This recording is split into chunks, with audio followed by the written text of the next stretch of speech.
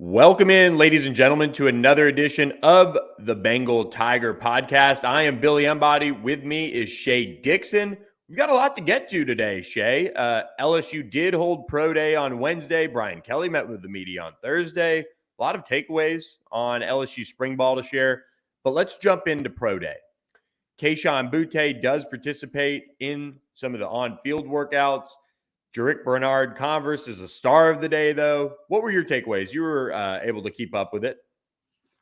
Yeah, I mean, I think that Jarek Bernard-Converse, who, remember, this was a guy Brian Kelly brought in through the portal from Oklahoma State. He was a multi-year starter at Oklahoma State, but from Louisiana, comes back home, ends up starting wire to wire, really, this year for LSU. Played corner, played safety, so has a ton of film from two different teams. Very versatile, and doesn't get invited to the combine. And a lot of people were curious about that. There was nearly 30 cornerbacks invited to the combine. It's a really deep year, and that's where he is working out at. So didn't make that list, but he comes around on LSU Pro Day and does everything, from start to finish. And excuse me, I'll give you his numbers here, Billy, and where they would have stacked up with the cornerbacks at the combine. Vertical of 42 inches would have been first, tied for first. A shuttle of 428 would have been third. Benching 16 times at 225 would have been third. A three cone of 701 would have been fourth. And his 4.440, which is a solid time, would have been sixth. And you don't have to pay attention to hand measurements, arm measurements, all that, but the NFL scouts do. And he's got 32 plus inch arms, nearly 10-inch hands, 80-inch wingspan. I think he completely, not from off the radar, but to those 32 NFL teams that were there, they saw film of him. But when you put together that sort of showing at a combine day and you measure like he did, I think he went from late round guy, undrafted free agent, to someone who could maybe be getting picked in that third, fourth, fifth round range. Yeah, and I love what he put together at Pro Day. I'll say Mekhi Garner, I think, helped himself a lot as well. Pretty athletic from some of his testing. And I think with his size, he could play just all over. And, that's what he did for LSU a little bit too. So I like his size that he's going to bring to an NFL team. And for him to put down the verified numbers at the Pro Day, I think that was huge for him. He's somebody that I think we could look up in 5 to 8 years and say, wow, he's still kind of hanging around in the NFL.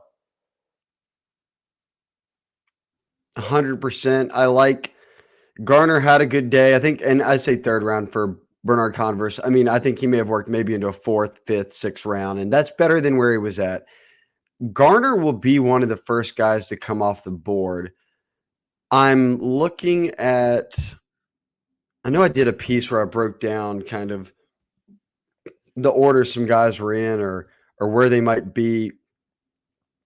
I want to say I'll go, and we'll talk about Kayshon here in a second, but I think Garner could be one of the first three maybe guys taken from LSU in this draft. And I don't think there's any first rounders. And when you get midway through the second round into the third round, for sure, all bets are off. So we could see a number of different orders here, Billy, but Mekhi Garner, the UL transfer into LSU, these DBs really saved him. And they have to have, it's going to have to happen again this year because they took a ton of transfers at corner again. But Garner played well this year. Bernard-Converse played well this year. They both had nice pro days. So they're middle round guys, but boy, because of what Garner kind of total package is, I bet he's going to come off the board a little bit earlier than I think people anticipate. Yeah, I think so too. And with the NFL, I mean, so much of it is about durability and ability to withstand that long season that they go through. Both those guys have the size to do that. They have the strength. So I think those guys really stood out. Kayshon Boutte, I mean, it's one of those, days that now you look back, and I remember seeing him at Westgate and how explosive he was and all the things that made him a five-star. And you almost kind of feel bad for how everything is kind of transpired post-injury for him, because he's got to be just kind of tumbling down some of these, draft boards right now. Well, he's going to have to rely on film, and he's going to have to rely on interviews. And That's about it. And on-field workouts. He did it at the combine, and he did his on-field workouts at Pro Day at LSU this week. The thing that jumped out, though, Billy, this week was that, okay, he's doing all his on-field testing stuff. Now he's somewhat healthy. Are you all the way healthy, or do you feel confident about doing combine stuff? And he clearly didn't, but he did do one thing, and I'll fill you in. Here's what he did at the NFL combine. Did one thing at Pro Day. NFL combine 4.5. That's not a great time for a guy who's once a pretty big track star. Also ran a 4.67 unofficial in there, which obviously was not good. His 29-inch vertical was the second. No, it was the lowest. It was the lowest of any receiver at the combine. Didn't even hit 30 inches, which, again, if you're not familiar with what all these numbers mean, Bernard Converse, for instance, jumped 42 inches. Most guys who are wide receivers are jumping in the high 30s. To not be able to touch 30 is shocking. Then his broad jump would have been was at the NFL Combine the second lowest among all the receivers. He did a 3-cone drill, didn't do it at the Combine, saved it for Pro Day. It was so uninspiring to the sense that it would have been the second worst 3-cone drill of anyone at the NFL Combine. It doesn't match up for me anymore, because you talked about him coming out of Westgate. He was a 5-star. He was one of the best football players in the country. He's one of the best track players in the country. He put up an SEC record for a single game against Ole Miss his freshman year with 300-plus yards receiving. And then he came out of the gates that year, too. When he got hurt at Kentucky, he led the nation in receiving. He led the SEC in touchdowns. He's never looked the same after that. And people will say this year, oh, well, it was his attitude. Oh, well, Jaden Daniels wasn't hitting him. He was getting those numbers with Max Johnson and TJ Finley before. Like, Jaden Daniels is light years better than those guys. Something's amiss here, and I think it has to do with those 2 surgeries he got on his ankle, because he has never been the same since. Yeah, and he's got a lot going on in his life too. I mean, I think he has a son now, so he's obviously walking that line of being a dad, and it just seems like throughout all the transition, with the program and with those injuries, just wasn't ever the same. And whoever's in his camp, clearly, I think he has an agent.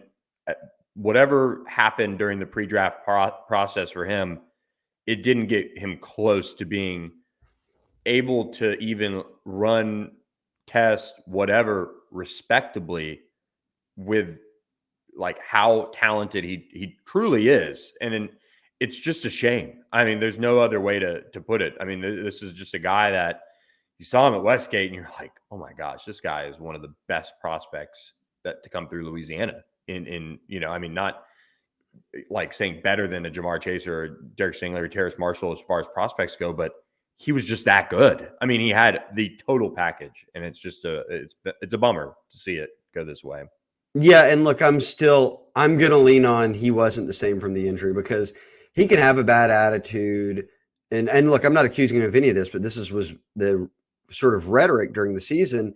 He wasn't bought in. He had a bad attitude at times, maybe during the off season. And now you say, he's got a lot going on in his life, of course. But training for the combine, like the old Kayshon Boutte could do nothing and jump higher than 30 inches. Like, he could do nothing and put up better shuttle times than that. Like, I think the medicals are going to be a big thing. And look, NFL teams will have access to all of that. So it will be telling, because you're seeing right now out there, if you follow any of these NFL draft analysts and they talk to coaches, and there's a lot of teams saying, hey, we still love Kayshon's film. Like, someone's going to draft him. But Billy, we once thought this was a lock first rounder. Now we can't even predict if he's going day 1, day 2, or day 3. Yeah, I can. He's not going day 1, so day 2 or day 3. Yeah, you can place that future bet. Not going day 1 for sure. It's tough. So look, I don't think we need to go too much more on Kayshon, but any other surprises for you from Pro Day? Everyone, your big names sort of just stuck with what they had at the combine and didn't test again. And then I think Bernard Converse obviously stole the show of the guys who didn't get invited. I would say we're watching Boutte, Ojulari, obviously, Jay Ward, who went out and jumped 11-foot broad again. Mekhi Garner, who we mentioned, Jaquelin Roy, those are going to be the guys I think who are the first to come off the board. I don't know if, I mean, I guess maybe Ojulari gets picked first, but again, I'm watching Garner, I'm watching Jay Ward, and at some point, Jaquelin Roy is going to come off the board. So it'll be interesting to see. Or maybe it's Kayshon. Yep. This is one of those drafts that there are a couple like sure things, but then also not as much. You know, a lot of kind of uncertainty on some of these guys and where they could end up going. Who would you pick at quarterback, Billy? Oh God, what's going to lose us the least amount of subscribers? No, they don't like any of the teams of the people that we're going to talk about. I mean, I really like CJ Stroud. I think, you know, coming out of Ohio State, he's been, you know, very consistently good. I do worry a little bit about that scheme at times. You know, sometimes, you know, having that talent and having the scheme that they run, I mean, it almost is a little bit of a detriment to quarterbacks transitioning to the next level. But I think he's a really motivated, good young man who's done a lot and played a lot of football throughout his career. Bryce Young's really, really good. I mean, I like CJ Stroud, though, a lot. What about you? The Anthony Richardson hype train at Florida is off the rails right now. People are starting to put him at number one. Will Levis, obviously, is a guy from the SEC that's hung around in the top picks. I'm a no doubter here. I like Bryce Young. Yep. He's a winner in high school, winner at Bama. I don't really care about how tall he is. I think he can play. And I don't care about how tall he is either, for the record. I just really like what CJ Stroud's put together. I'd pick one of them too. Yeah. Well, Brian Kelly is going to have to pick at some point a full-time defensive line coach. He met with the media on Thursday after practice, a media availability that was added in. So nice of Brian Kelly to meet with the media with everything that's gone on with Jamar Cain heading off to the NFL. He did provide background intel kind of on what he's looking for in a defensive line coach for LSU. Gerald Chapman is, you know, handling that unit during spring ball. You can check out the highlights of Gerald Chapman kind of coaching up some of the guys on our YouTube page. Subscribe to the Bengal Tiger YouTube channel. And we appreciate all you guys who have already. But he's taken that role. They're really happy with the coaches that they do have here during the spring. I mean, it is, at the end of the day, just 15 practices. And Jamar Cain did get a little bit of that time with his group before leaving. But now Brian Kelly is in full-blown search mode, but Gerald Chapman has taken the reins of this group for the foreseeable future during the spring. Yes. So Kelly actually gave a good amount of info. The Bengal Tiger, if you go to the Bengal Tiger, I've written up everything he said and gave some thoughts on it. So, but I'll give you my abbreviated version here. One, he let off saying what you just said. Gerald Chapman is a guy who he had worked at LSU under Orgeron. Then he was the Tulane D-line coach, then Colorado D-line coach. Then he comes back and he's working as a defensive analyst. And he was working pretty much hand in hand with Jamar Cain to start spring. He's been a D-line coach at colleges before. And then they've got John Jancek coaching the Jack linebackers. He's had tons of experience, and he was a defensive analyst for him as soon as Kelly got hired. So Kelly said, I'm completely good, you know, with these two guys getting us through the rest of spring. They're halfway there, something like that. So no need to feel rushed. I'm perfectly fine with that approach. I also think now we're wondering, okay, are interviews going to keep happening? Does Brian Kelly know who he wants to hire, and he's just not announcing it until that coach is ready to have it announced or whatever it might be? But I did ask him, what is the criteria here? And specifically said, where does recruiting rank in terms of, you know, a value to someone you want to hire? You know, how big of a priority is that?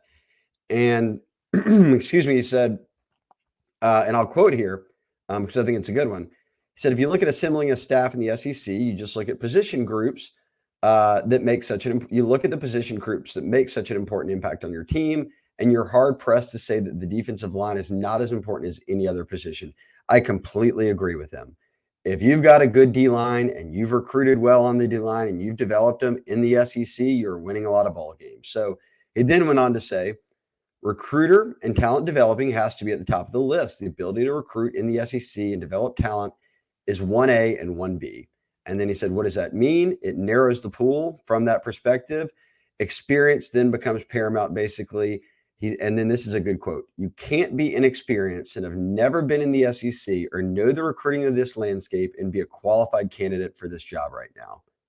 That's how he feels. So we can toss out a lot of names, but the reality is he wants somebody who's done it before. And Wilson Alexander, the advocate, went on to follow up my question and say, can you be more specific in terms of like what makes a good recruiter? And he said, you show me who you've recruited in the SEC and the Southeast. You show me how you developed them, and I will go down that checklist. And then to me, that quantifies how good of a defensive line coach you are. So I certainly don't think they're going with anybody that doesn't have some skins on the wall here.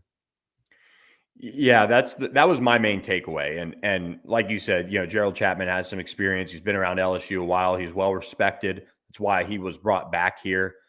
But this does kind of point towards them trying to go make a splash. I mean, there are very few guys out there that they could go out and hire that have, experience recruiting at a very national, impressive level, because there are guys that are certainly happy where they are across the country that are very, very good recruiters and defensive line coaches and might not take the bait. But there are also very, very good ones, both on the recruiting trail and development, that will be interested in this job. And one thing in particular he mentioned about being a recruiter, said we could sit down and we could find that 5-star real quick.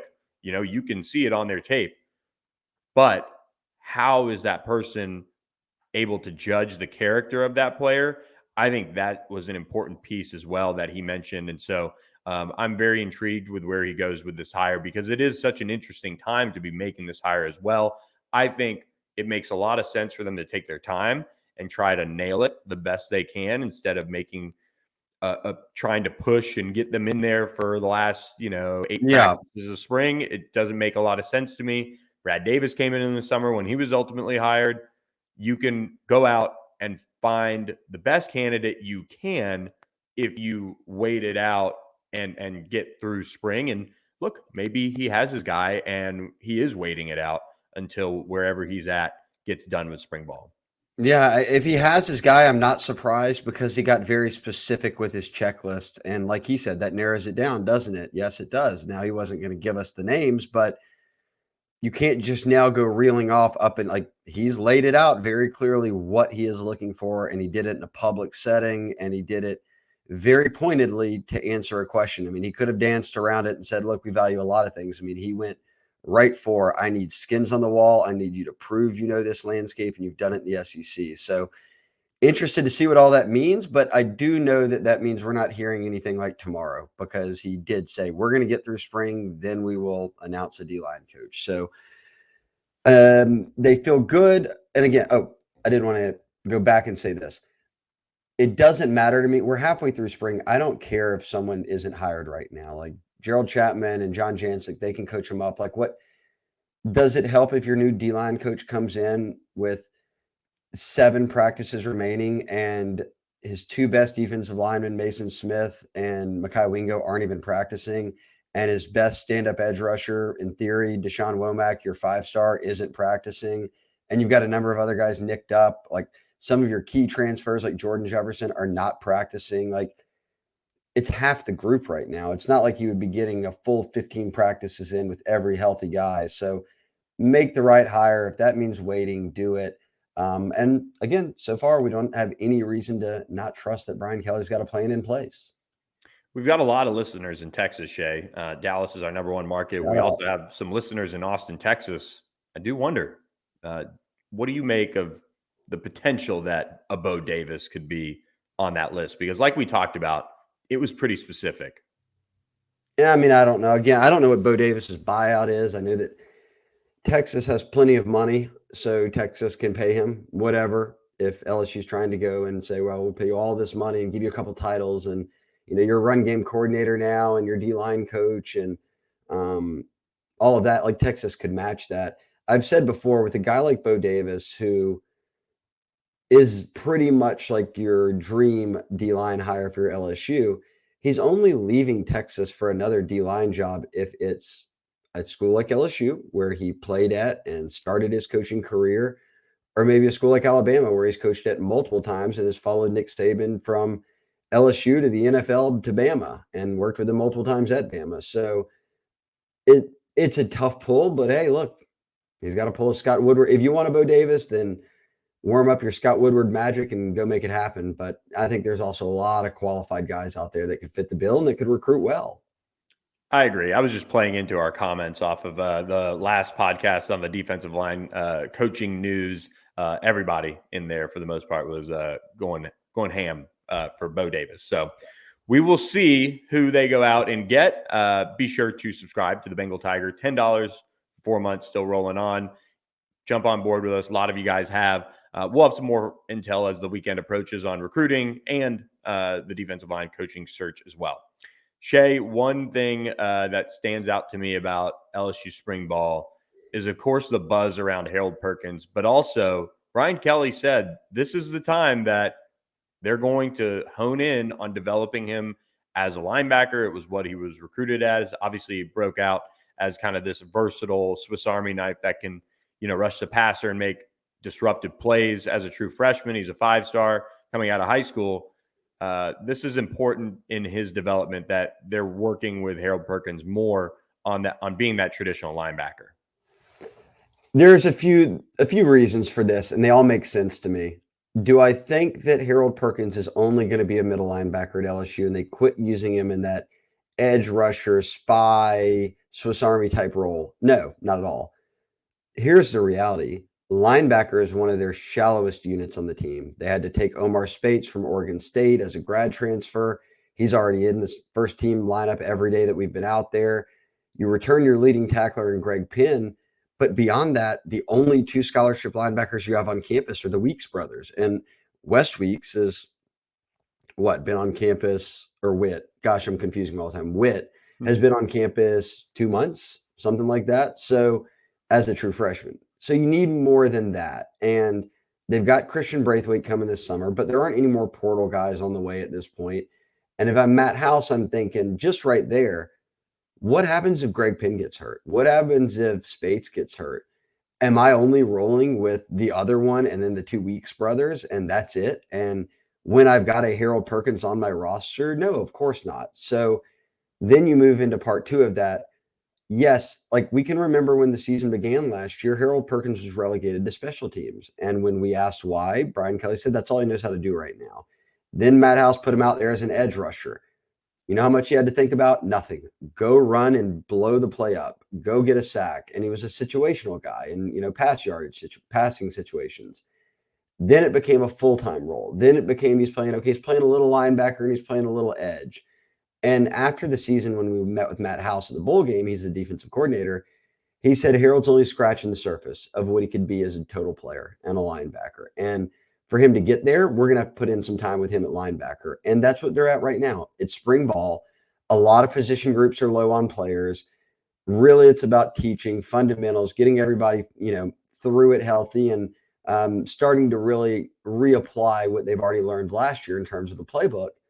That means spending time with Harold Perkins at linebacker because Harold Perkins knows how to play the edge. He knows how to spy a quarterback.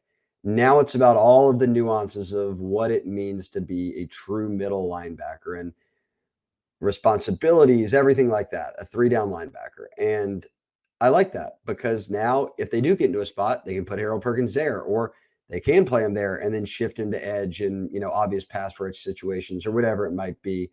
The more versatile he is, the better. And I think this right now is him being versatile, him learning how to be a real linebacker.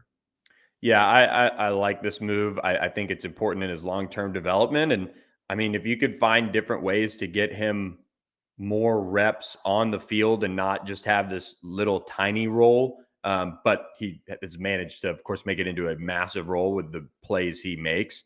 That's important. You got to have the best players you can possibly have on the field. And if that means Harold Perkins gets more sped up to speed on the linebacker position, that's only going to help this defense. And look, they're doing that with a lot of guys. They're working guys at different positions in the secondary. We'll talk about one in a second, JV Toviano. They have a lot of these opportunities for young players to get a lot of time.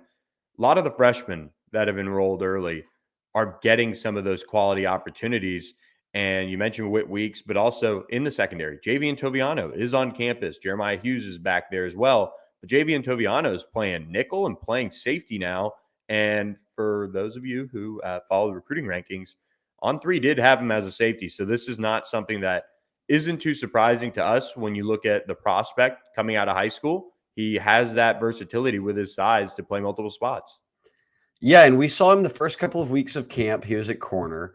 Then he was mixed in a little at safety. Now he was working with Sage Ryan at nickel in Thursday's practice. So when we asked Brian Kelly after, he said exactly that. Hey, he's really versatile, and we want him to help us this year. So let's keep moving him around and see where he fits best. They did like early in Jay Ward's career. He did this really throughout his career. Bernard Converse played corner and safety last year. So this is a way for them to continue to feel out, okay, where can we put guys and have the strongest depth chart possible? And he even hinted to it a week ago. He said, we're going to move some of these corners to safety. I don't know which ones yet, but we'll see. Toviano bouncing around. We're not surprised by that at all. But when we were writing down the rundown for this show, Billy, I didn't want to touch on it because I was looking around at practice today, and all of the guys who are out have really paved the way for these early enrollees, guys who technically should still be a senior in high school, like during their spring semester. The old gearing up for prom reference, but instead they're getting yelled at football practice by Brian Kelly and the staff for being part of the Tigers now, being a grown-up, an adult in college. Ricky Collins, granted, both quarterbacks, Jaden and Nuss, are there every day, but he's out there, and Walker Howard isn't. He went to Ole Miss. So, I mean, he is getting some extended reps. Running back has nobody that's been out there so far this spring on scholarship except Noah Kane and Trey Holly. So Trey Holly is getting a ton of run at running back. The receivers are really healthy, but we've seen Jalen Brown and Kyle Parker out there every day. They rep behind all the veterans. We'll be curious to see if one of those two can break through into some playing time. But the two tight ends, like they signed 3 tight ends, Billy, and the highest ranked one, Kamorian Pimpton, doesn't get here until the summer. The other two, Mac Markway and Jackson McGohan, have been out there at every practice. And Brian Kelly said today, those two guys are further ahead than where he anticipated either of them being. Just coming in as high school guys and seeing their high school film. And Markway has not played football in 2 years because of injuries, and they're healthy. They're out there. They're working with Denbrock every day, the offensive coordinator, who also is the tight ends coach. That's good. They brought in 12 early enrollees, Billy. Deshaun Womack, who had a little shoulder surgery after his season, is the only guy who's hurt. Everybody else has been out there every day. So you mentioned Weeks. Jackson Howard has been playing a lot of stand-up edge, jack roll, right behind Ovia Gofu and Braden Swinson, a couple transfers. So he's getting some looks there. And then you mentioned all the DBs, Ryan Yates, another who enrolled early.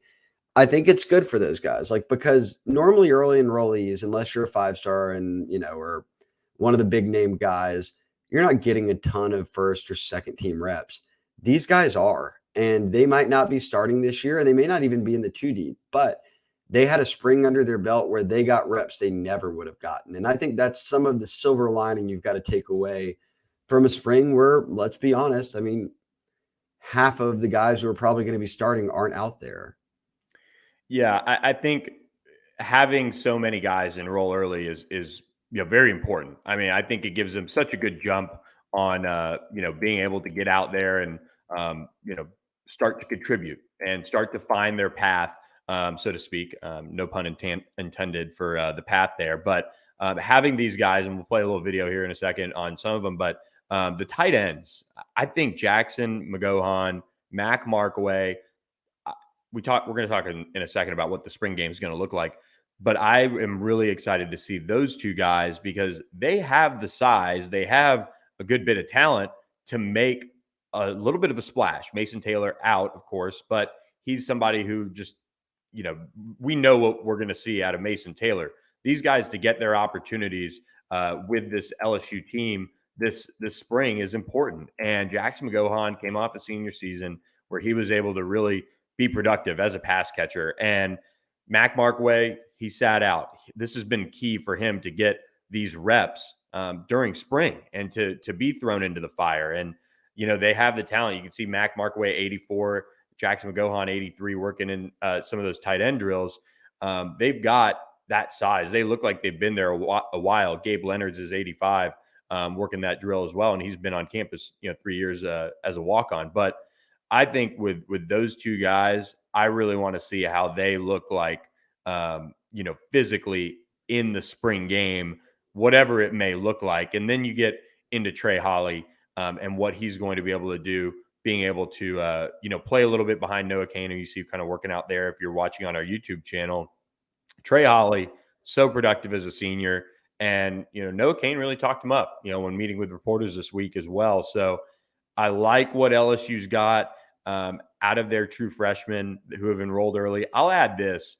Jaylen Brown has really made some highlight reel plays, I'm told, behind the scenes. You can see that ability to go up and get the ball and create a little bit of separation. I've been told that he has routed up some guys that you would kind of be surprised about. So he's one to certainly watch. And then you get into Kyle Parker, who Brian Kelly talked up during his press conference. And one way he could see himself getting on the field a little bit quicker is by finding a way to contribute in special teams. Aaron Anderson is still injured. Maybe he gets some opportunities if they do some situational stuff. But physically, he was very developed coming out of high school. He's a slot receiver, so he's not necessarily a tall guy by any means, but he's just well put together, very polished in his route running. So I think all those pass catchers are ones that I'm intrigued with going into the spring game, whatever that looks like. Billy's getting good at the highlights on our YouTube show. You don't have to just look at us. Now Billy's got the B-roll rolling over our faces. That was us. That was like 7:50 in the morning today. So they're out there grinding early. Me too, holding the camera. Those guys pushing the sled around. Yeah, dew's still on the ground, all those things. Hey, I mean, you get practice done and out of the way, and then we can just chop it up on the Bengal Tiger message board about the takeaways, the video, whoever meets with the media after. Some days you get that late afternoon practice, and then you got to wait until that 5 o'clock press conference. Those days are over. Rush hour. I mean, you miss some of Superior Margarita happy hour. No free ads, but it's nice to get it out of the way in the morning. Yeah. Well, Brian Kelly's probably got an afternoon tea time. You got to get all this out. He gave a Masters update today. He said he shot a 83 at Augusta. I mean, hearing that, it sent me into a kind of ticked off mode, but also like, wow, that's pretty sick too.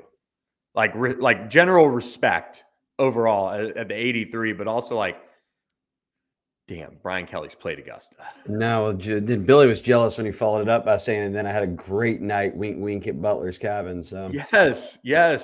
Like it's Masters time. I mean, you got the Valero this weekend coming up, but I mean, this is the best time of year. Well, it too, I think he started off and was like, what do y'all want to talk about or something? And someone said like the Masters. He's like, oh, I'd love to talk about the Masters. And someone was like, have you ever been? He's like, no. And I was like, well, there goes that conversation. He's like, but I did shoot an 83 one time and then go and have red wine all night at Butler Cabin. It was like, oh, I would have led with that part. Who cares about watching it? I mean, the next thing he's going to drop is he had a cigar out on the patio after. I mean, like, right. Dream day. So he probably brought his cell phone in too. He can do whatever he wants. Yeah.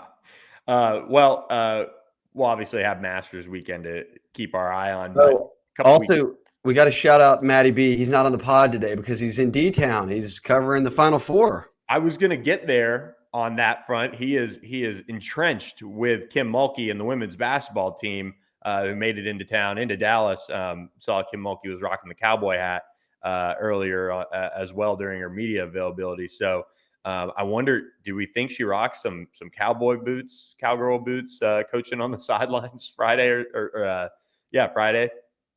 No, not going to go that far. Definitely sparkle jacket. Yep. Sparkle boots, maybe.